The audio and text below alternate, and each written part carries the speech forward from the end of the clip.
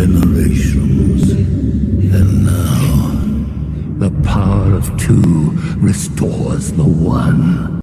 We got a bidet!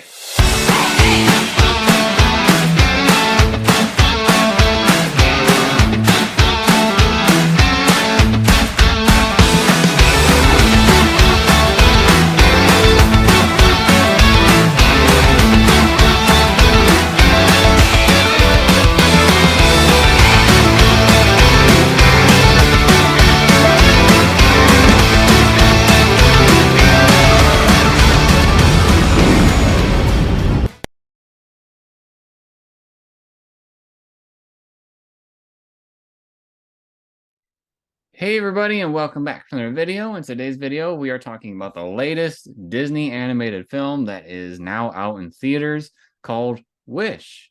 I had been looking forward to this movie for quite a while now, just because the animation seemed a bit different than normal. It seemed more like the roots of Disney as opposed to what Disney is doing currently. It's kind of a blend in a way.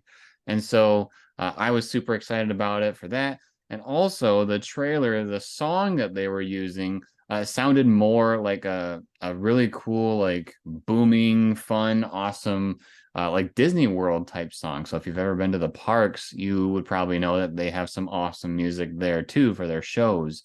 And I felt like it had a lot of characteristics of those shows. And so I was pretty excited for it. Let's see. We're definitely, like, where we're coming from on this movie discussion, huge Disney fans. So, you know, we've seen Disney movies, we know what to expect. And so we'll be giving you our thoughts without spoilers at first, and then we'll give it a rating, and then we will go ahead and talk about the movie itself. So I guess I'll just kind of go first here. I would say I really enjoyed the movie. I feel like it was a little slow at first. But overall, I think I enjoyed the movie quite a bit.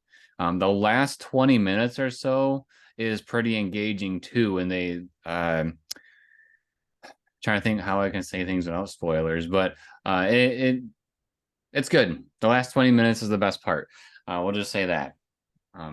Some criticisms I think I would say is that there, Sarah and I kind of talked about this when we were on our way home, and that is that the first song that they actually feature in the film is a song where our main character is interacting with the townspeople, and it was very hard to figure out what they were saying because obviously our main character is supposed to be the lead for the song, but then there's tons of townspeople, and it seemed like the townspeople and our main character's voice weren't exactly lining up. They seemed to be a hair off, so it made it kind of distorted in a way. However, the rest of the film was just fine for me as far as how the music sounded. I thought it was great. One thing that we can talk about for Disney films is that, you know, a lot of their animated films are known for iconic music. You know, recently, well, somewhat recently, you know, Frozen came out. They had Let It Go, which was huge. Encanto, we Don't Talk About Bruno, that was big. And then lastly, Moana, that the thank you song or whatever that Dwayne Johnson sings, that was a pretty big one too. You're welcome. You're welcome. Thank you. I was waiting for a you're welcome right back. But yes. So these movies that they are known for having an iconic song, I would say that Wish is definitely one that will, you know, give this movie some uniqueness. But I would say that the overall story and, you know, thinking about what happens in the film, it's not super unique. And we'll talk about that more in the spoiler section. I feel like there wasn't enough unique stuff happening to set it apart aside from its song. There was something that is unique about this film that will make you want to watch it again and potentially multiple times. Do you think that's a spoiler if I say the idea? Just say it. Okay. There are tons of Easter eggs throughout this film that are callbacks to other Disney movies. And the reason why well, first of all, some of them are very in your face. But I had kind of wondered if it was just a handful of them. But when you get to the credits, they're showing like all the different Disney films that are huge films that have come out since like the beginning of when Disney started. So it makes me wonder if there's Easter eggs for like every single one of those movies somewhere in this film. And it makes me want to go back and, watch it and see what all these different things were. So that was kind of my thoughts. Sarah, what did you think about this movie without spoilers, of course? It was okay. Um, the music I didn't really think was that iconic except for the main song, which you see in the trailer. But like I couldn't even tell you what some of the lyrics are because all I can think of is When You Wish Upon a Star, which isn't even from this movie. But it's still it's wishing on stars, right? Like that's been done before. I was looking forward to seeing this movie because just the dynamic of the sky protecting wishes, and not wanting to grant certain ones, and her wanting to save things. And you get that from the trailer. Just kind of that power struggle dynamic I thought could be interesting. Um, there's a cute animal that's her little sidekick, the little goat, Valentino. So I thought maybe he'd be pretty fun, but honestly, he seems not super great in the film, in my opinion. I feel like the funniest line or like the best line that he has is the "Who knew my voice could be this low," which is in the trailer. And I feel like that happened a lot where like the best parts of the film or the funniest parts of the film were in the trailer. So there wasn't a whole lot of surprise funny moments, or things to keep me super engaged for the bulk of the movie. The songs seemed pretty uninspired and kind of just singing about what they're doing without really any like oomph or power behind them. They just seem to kind of like I'm losing my word here that I'm thinking of, like drown on or drone on. They seemed not great, if you ask me, which if there's one thing they should nail, it would be that. I know you were looking forward to the animation style. I thought it was okay, but honestly it really reminded me a lot of Shrek. Shrek came out in 2001, so we've seen how good they can do animation, so to go that far back, it just seems really crazy to me because that's over 20 years ago. They're not the same animation style, which I think is interesting. You bring that up. It's what it reminded me of. All the townsfolk are super plain, boring colors. The queen had her hair in a very similar style to another movie we've seen before that I thought was from Shrek, but it might be from, where have I seen that before? I, Merida's mom, maybe? I haven't seen Brave, but that might be what I'm thinking of actually. I do have a clarifying question though. So you had mentioned, how the music doesn't like super support the story. Can you give an example of a previous Disney film where you felt the song did do its job in that respect? Um, I guess what I meant more or less by that was I didn't really believe in the characters. Like like with Frozen, for example, and she's singing her heart out and she's trying to figure out who she is. And you've got Let It Go, and then in Frozen 2, there was another one when she was trying to like look deep within herself in that weird cave. I don't remember what the song's called, to be perfectly honest, because I've only seen Frozen 2, I think, like once. But I remember it being pretty iconic and liking it, at least at the time when I was watching it. Um, but I just, for example, for this one, there's a song that Magnifico, this guy, he sings, and he just I just don't believe him. It seems out of character the way that he's singing in one of his first early on songs. And I'm trying not to be too like detailed on purpose because I'm trying to keep that spoiler free, but I didn't find them very believable or heartfelt. Hmm. Interesting. I would say, this also kind of goes along with the whole movie, not just the music. It kind of felt like they didn't have to develop much of anything. They just kind of went through the story, if that makes sense. Because kind of like you were saying, it might match up with the believableness of what's going on. But like I feel like we didn't really know who our main character was. I think her name was Asha. Asha. Mhm. Asha. um like we don't know a whole lot about her. We don't know a whole lot about her friends, her family. We just kind of know what's going on with them right now. And so maybe that plays a part in it. I don't know. How long? Let's see. How long was this movie? It seemed short.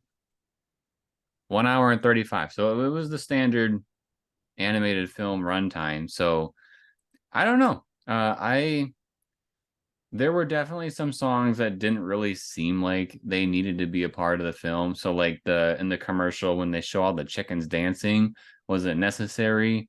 No. I That was also, one of the best parts of the movie, in my opinion, because it was actually fun. but And once was it again, it was in the necessary? trailer. Was it necessary for the story? No, Is it however, believable that a bunch of chickens will be dancing around and juggling their own eggs? isn't that kind of the point of the magic? I don't know. I'm trying to nail down this thing that you were talking about. Do I believe that this would be happening, kind of a thing? That's not what I meant by believability. I didn't mean like, is it physically possible? I meant it more like, can I feel the desperation in your voice, or can I feel the hope of the song, like that you actually believe in those emotions and that you feel that way as the characters are singing it. Like I didn't I didn't feel the emotions from the characters. That's what wasn't believable to me. It felt like they were just going through the motions. All right. Well, let's go on to our ratings here. Sarah, we'll have you go first this time. I'm giving it a 5. I know I was kind of negative for it to still land a 5, but it was an okay movie. I would say it was about average. There was some stuff that was fun. It stinks that most of it was in the trailer. The I last will. 20 minutes or so, what? I would say I will agree with that. That pretty because I kept thinking to myself when watching this movie, like I don't remember much about the trailer, but I was trying to think like, okay, we seem to be moving pretty fast. I remember that from the trailer. I remember that from the trailer. And I kept trying to think, is there going to be more that I don't remember from the trailer? And there really wasn't. Um, a good chunk of this movie was in the trailer. Which is crazy to say because the movie's like an hour and a half and the trailer's what, 3, 4 minutes? About two, but yeah. 2 minutes, like yeah. So for that there to be that little that's memorable, that's not great. But what I was trying to get at was the last 20 minutes or so of the movie, it was actually pretty action packed. And seeing the townspeople kind of come together. Um, that was probably one of the more powerful parts of the movie for whatever they were doing. um, but yeah, I'm at a 5. All right, I'm at an 8. It might be a little bit biased just because, I'm a big Disney fan. But I will say, in comparison to some of the other Disney movies that have come out lately, I feel like I enjoyed it a little bit more. Again, it has that little, carrot for us to rewatch it and see what other Easter eggs we can find. I love Easter eggs in movies as long as they're not super distracting. And of course, they weren't because we only saw like 3 or 4. So I'd Well, be some of very them were just one-liners too. Like it wasn't even something you saw, it was something that somebody said. right. So I would want to go back and rewatch it and see if we can find any others. So yeah, 8 for me, 5 for Sarah. We're gonna go ahead and transition here into the spoiler section. So I feel like this movie was pretty simple. Like I think you could probably summarize this movie on one sheet of paper. Just because it's essentially it's about this kingdom. I think it's Rosara? Rosas. Rosas? Like Okay, Rosa, but with an S at the end. Rosas. Okay. So we got this kingdom Rosas, and the king himself is magical. He has magic powers. And this king, ever so often, will grant someone's wish.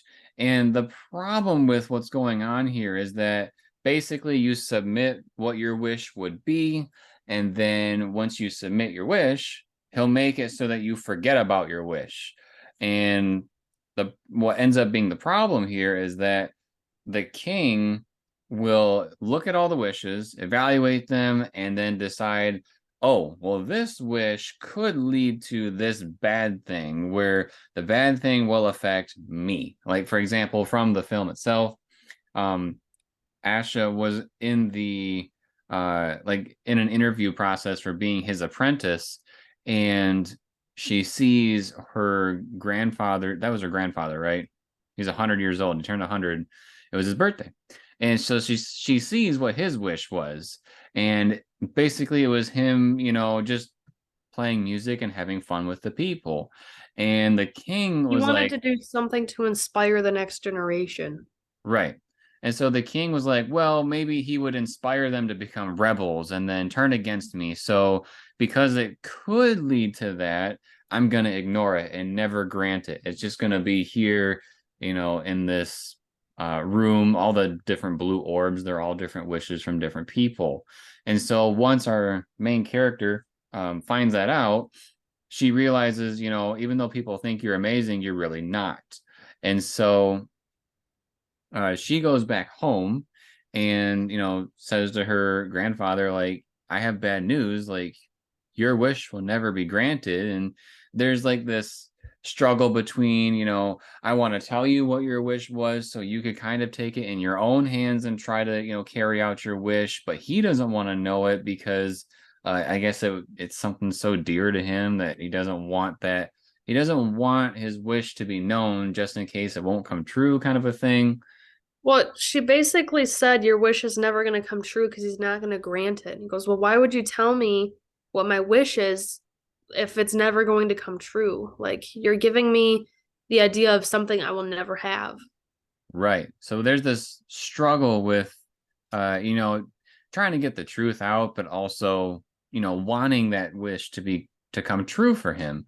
And so she runs out of the house. She's, upset about this family drama about the whole wish thing. And so this is where we get the big song, and she's, talking about what she wants to do next. And basically what ends up happening next is that she wants to find her way into the castle or the kingdom, the castle, I guess. It didn't really look like a castle. But she wants to get into Magnificent Magnifico. Magnifico's quarters, essentially, and find the wish, take it home to her grandpa. And she does. She has a little bit of help along the way. Yeah, Because she gets that star. yeah, she meets the star during her song. The star can help her. One of her friends makes like baked goods, and this person, has a secret. I don't know. The dumb waiter. There you go. I didn't know the word. There's one of those things that goes up to his quarters, and so she just gets in it and rides up, all the way to his quarters with the star and the talking goat that we have now. So Which she is gets, his name's Valentino, and he's voiced by Alan Tudyk. yeah, and which I would never have guessed because this doesn't really sound like him. It sounds like he's making a voice for the character because it did like if you've seen Dodgeball, that's his normal voice minus the pirate accent. But it's not nearly as deep as it was here. So yeah, she's going there with the star and the pet goat dude, and she goes there to retrieve the wish, and she takes it back home. And while this is all going on, when that star appeared to our main character, our lead, it had like a big yellow light in the sky, and so Magnifico thinks that somebody is betraying them and meddling with magic because they're not allowed to, only he is. And so he's trying to figure out who is doing this stuff, and because he feels that there is a traitor or a threat out there, he is actually starting to tap into some bad or dark magic that he had promised was supposed to be sealed away. But now that there's a threat, he wants to embrace it. He wants to be the best person out there in the kingdom, the most powerful. And so he taps into this book, and he starts to piece together some different ways of becoming more and more powerful. One of the ways is to take people's wishes, crush them in his hand, and then he becomes more and more powerful as he's crushing people's wishes. And the thing is once these wishes are crushed, it also like hits the people that made the wish. It makes them like sad inside, so they get to feel the effect too. However, Asha eventually becomes identified as the quote-unquote traitor. And so everybody is blaming these wish problems on her instead of on our Magnifico. And let's see. Oh, so he shows up at their house because she takes the wish back to her grandpa, and he like holds the wish and he hugs it, and basically the wish can become back a part of you. And so he starts to remember what it was, and he's all happy about it. But Magnifico does show up at the house and is trying to wreak some havoc a little bit here. He wants the star so that, you know, the magic that could be opposed to him is eradicated. Well, everybody runs away. They hop in a boat and they try to, make their way to an island. And basically Asha says, I caused this problem. I need to fix it. And he needs to be taken care of. Like, Magnifico can't be this evil dude forever, kind of a thing. And so she jumps out of the boat, takes the goat dude with him, and heads back to the mainland, and devises a plan with her friends to basically find a way to infiltrate the kingdom. And then help me out here. Brain went blank. One of her friends turns her in the hopes of having his wish granted because he's been super depressed and kind of sleepy and grumpy. Not grumpy, but sleepy and like bummed out the whole time about his wish not existing, or like not believing in it because he had already wished his wish. So since he had forgotten about it. So he turns her in, his wish gets granted, which I guess was apparently to be like the most powerful knight to the king, like to help protect the king. But Magnifico uses some dark magic on it, so he's the knight to protect the king, but he's also kind of evil. Because he knows that his friend's not really doing anything wrong, but the dark magic kind of makes her go against him.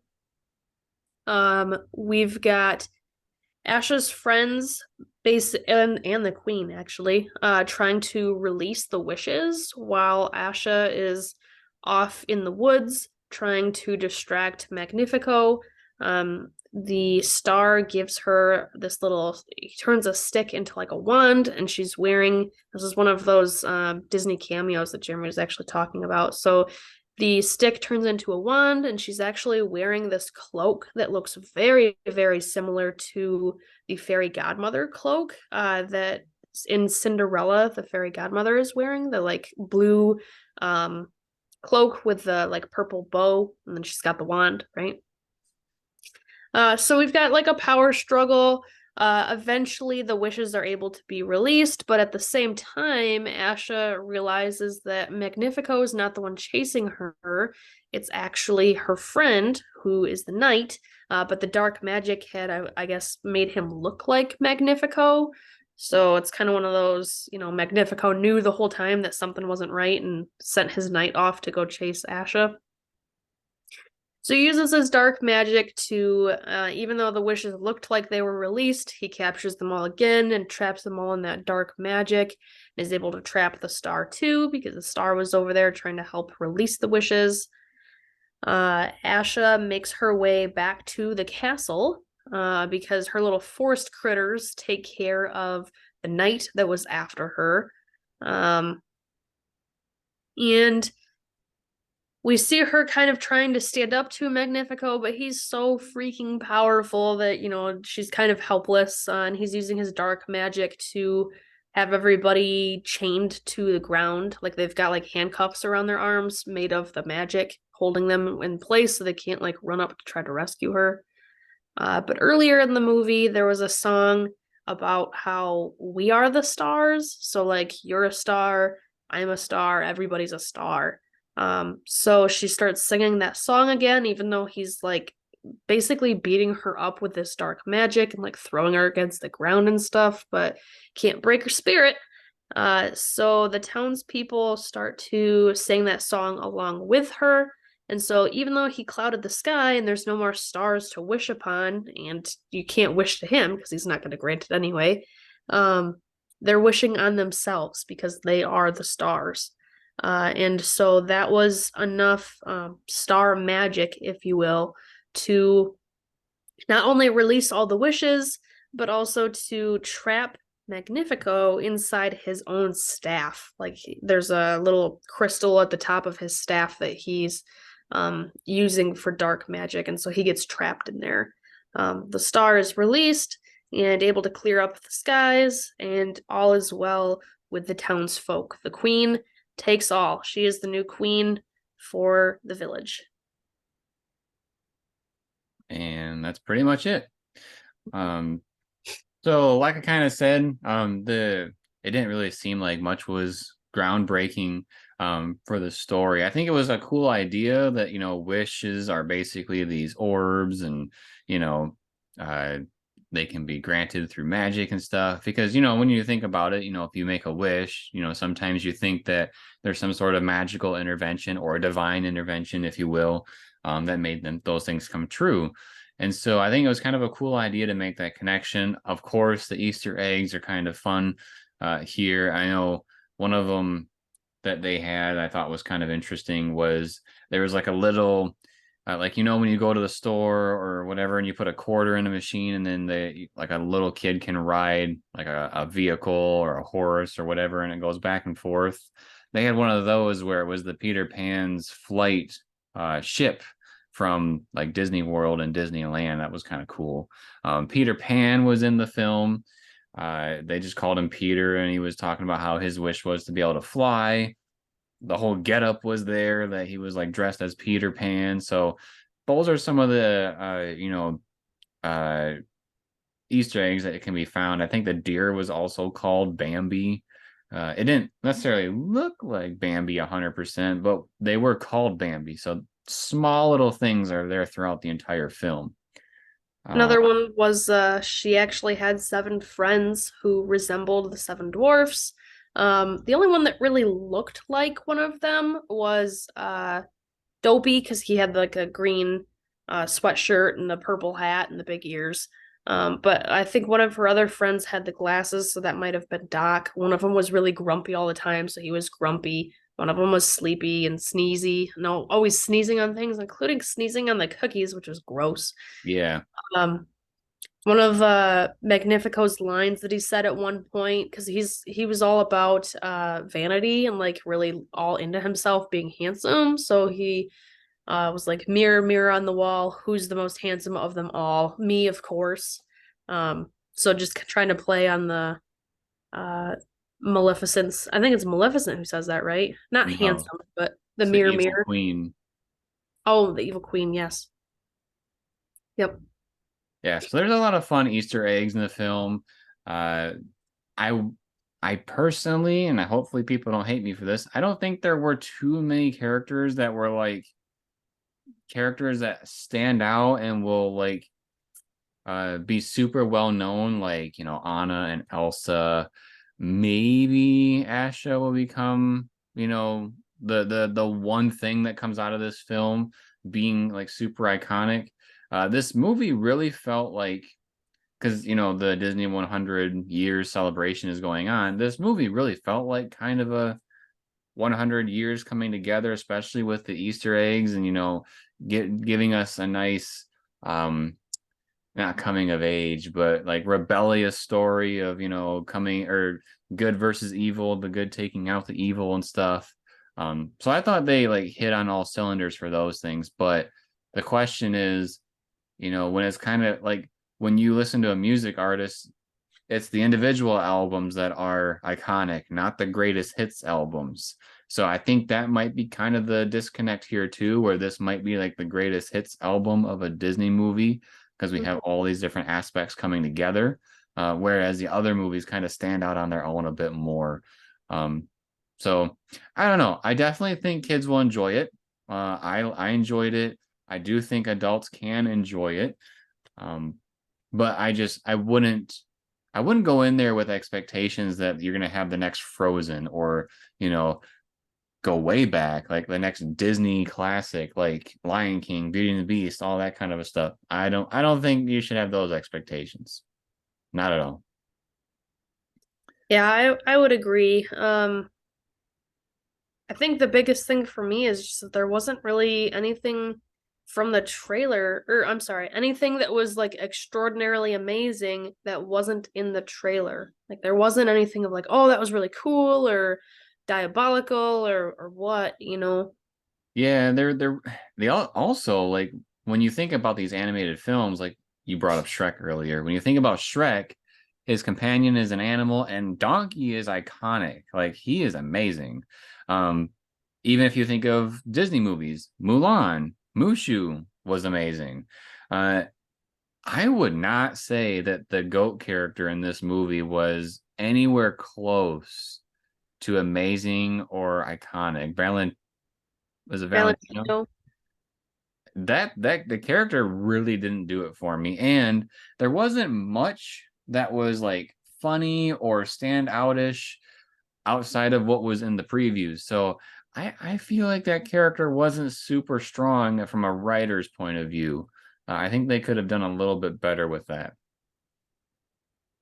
Yeah, I would agree. It would have been nice if he helped the story pretty much in any way. You know, Yeah, if you think about it, did he do anything that helped them, or was he just kind of a character that was just there? I think he was kind of just there. Yeah, because he was just like with the group. I don't recall that he did anything fantastic. He just was part of the group.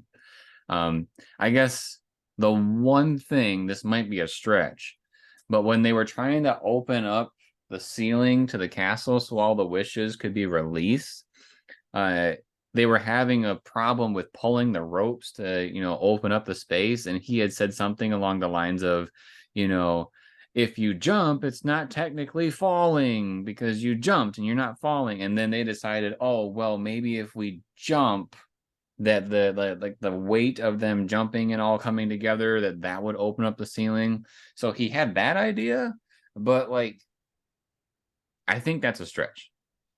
Yeah, that scene was also kind of cringy to me because like the timing didn't really work. Like the initial jump of everybody is when the ceiling should have opened, and instead it was they all jumped, the ceiling opened a tiny bit, and then once they were on the floor, not pulling anymore, the ceiling opened the rest of the way. Like even though there was no more pressure being applied, it didn't I feel like the timing was off.